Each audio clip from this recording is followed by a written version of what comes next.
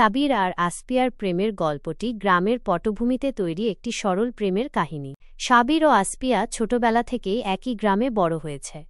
নদীর ধার, ধানক্ষেত এবং আমবাগান ছিল তাদের খেলার জায়গা। তবে তাদের মধ্যে তেমন কথা হতো না।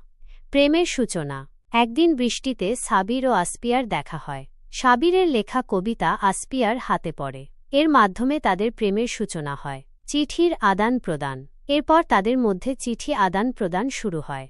নদীর ধারে দেখা করা ও মেলার রাতে লুকিয়ে কথা বলার মাধ্যমে তাদের প্রেম গভীর হয়। বাধা।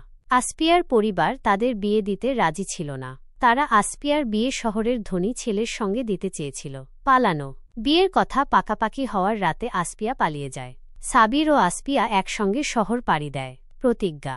তারা একসঙ্গে নতুন জীবন শুরু করার প্রতিজ্ঞা করে। তারা ভালোবাসার জন্য লড়াই করার সিদ্ধান্ত নেয়। এই গল্পে গ্রামের প্রাকৃতিক সৌন্দর্য, সরল জীবনযাত্রা এবং প্রেমের আবেগ খুব সুন্দরভাবে তুলে ধরা হয়েছে।